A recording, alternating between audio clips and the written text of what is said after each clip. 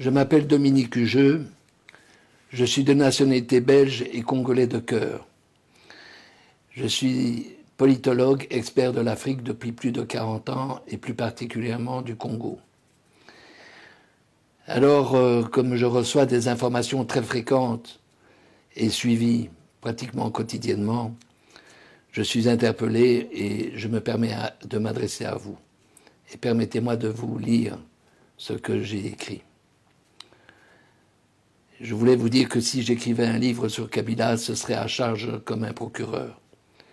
Joseph Kabila, le pseudo-président de la République démocratique du Congo, que je baptise République sanguinaire du Congo, la RSC, n'a plus la légitimité constitutionnelle depuis le 19 décembre 2016.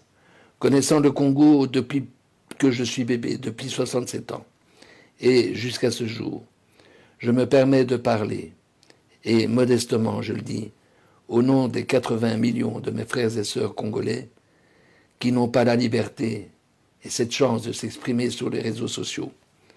Nous devons constater que la terreur quotidienne se conjugue avec l'intimidation permanente, les menaces et les mesures de rétention.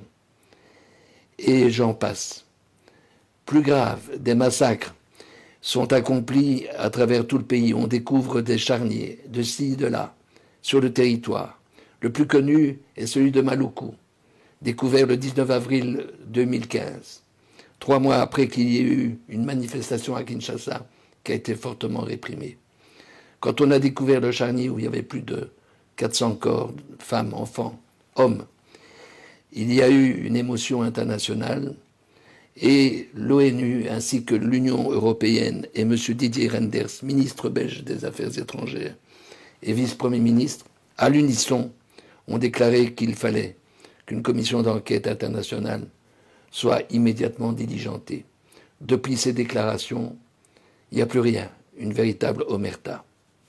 Or, il s'agit bel et bien d'un crime contre l'humanité. Et ces crimes sont devenus récurrents sur le sol congolais. Maluku n'est donc qu'un très triste exemple. En fait, Joseph Kabila n'a plus de réel pouvoir. Ce général de pacotille, qui a été fait général en 6 mois en République de Chine, est en réalité sous la tutelle de plusieurs États voisins. L'armée congolaise est encadrée par les officiers rwandais qui donnent des ordres. La République sanguinaire du Congo, telle que je l'ai baptisée, n'a plus de souveraineté, cette souveraineté chérie par le peuple congolais.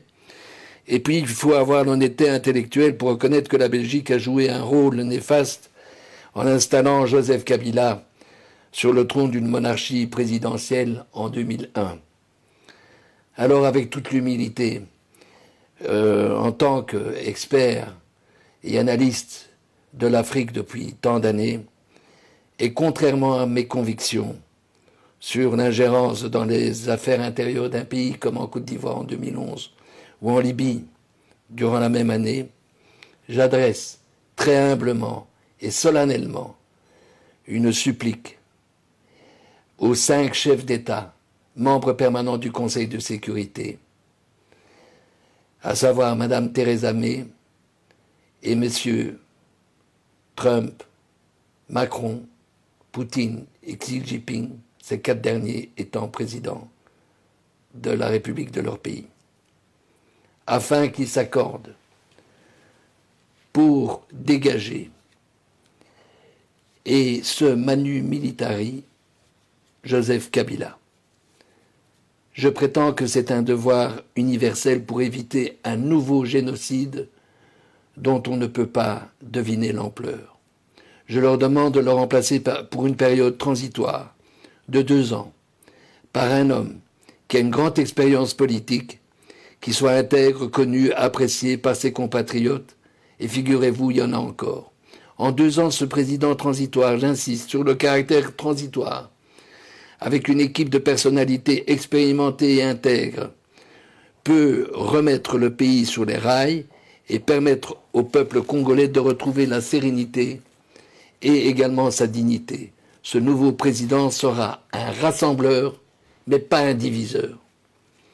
Quant à Kabila, il y a suffisamment de preuves afin qu'il soit déféré devant la Cour pénale internationale sous l'inculpation de crimes contre l'humanité et crimes économiques.